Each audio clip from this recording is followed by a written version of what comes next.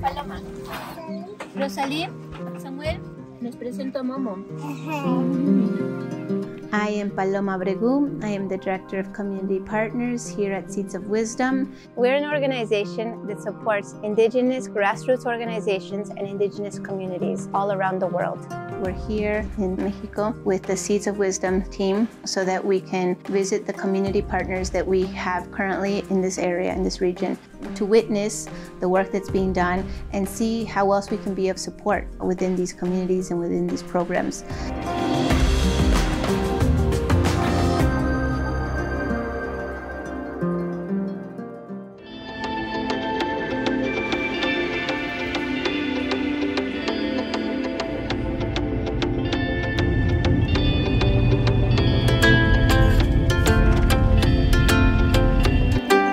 We just arrived in San Cristobal de las Casas in Chiapas, Mexico, yesterday.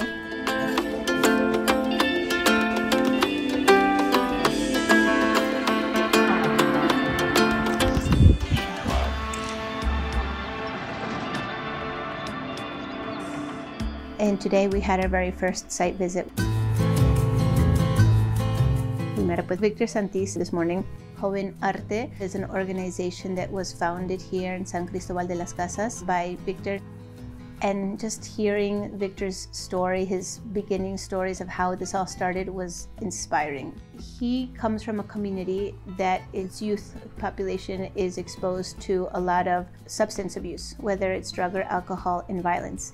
And music saved him, essentially. And he started using music as his tool to generate an income for himself.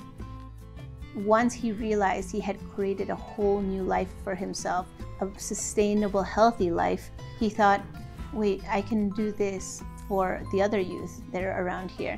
And so he started to give free music lessons to them. As he's trying to track where they're coming from, he starts realizing, wait a second, these are all coming from impoverished Indigenous communities on the outskirts.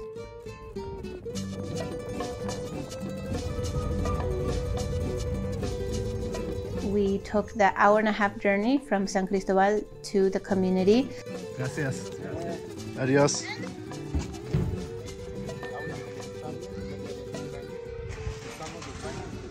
And got to see the community center that they've built of adobe, the traditional building material, and an elder from the area was the one who guided that. And the people who built it are the parents of the youth that attend the classes and the workshops. So it was created by the community, literally. We got to see what our funding supported last year, and we got to talk about what this year's plans are because we have funded them this year as well.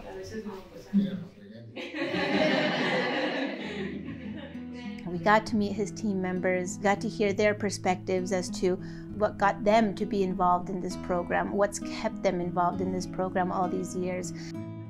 Muy bonito, ¿no? También que se disfruta además del trabajo que eso que no es un trabajo, ¿no? Sino que más bien es como un crecimiento no solo personal, sino también como grupal y con la población que se trabaja. ¿Se siente tu pasión por estar aquí?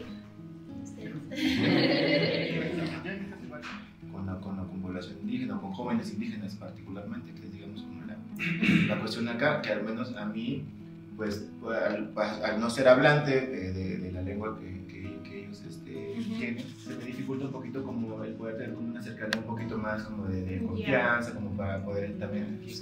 De Perú, y también tengo mi propio ONG, y una parte de lo que hacemos nosotros es contratamos a un profesor para que dé clases de quechua al equipo de trabajo. Si queremos apoyar a la conservación de conocimientos y culturas originarias indígenas, entonces nuestro equipo también tiene que estar bien preparado para ello. As I was speaking to them, it was peer-to-peer at that moment. Somebody that's Indigenous, somebody else that has their own organization, somebody else that faces very similar challenges to what they face. What I asked of all of them was what they need. What sort of capacity training, what kind of workshops they need within each area of the organization to strengthen. They have a big migration issue. The people who are migrating are youth. We're talking about young kids. We're talking about 15, 16-year-olds that are leaving their communities. Y ahora que yo me estoy capacitando, sé que la evaluación se puede generar de manera interna. Nosotros hacemos ahorita evaluación comunitaria participativa, ¿no? Que tiene una serie de pasos que es construir indicadores, herramientas de seguimiento y todo, ¿no? Para recolección de datos. Y entonces fortalecernos, pero que todos sepamos cómo construir eso, nos ayudaría. La procuración de fondos puede solventar la parte de financiamiento. Entonces, eso es otra cosa que en el presupuesto siempre deben incluir. Es el pago a los miembros de la comunidad por su conocimiento. En miles de años hay estos conocimientos que van de una generación a otra, que es un tipo de valor que también se tiene que dar. Somos una organización que cree en la descolonización y para descolonizar nuestros sistemas reconocemos la importancia de los valores y los conocimientos de nuestras comunidades.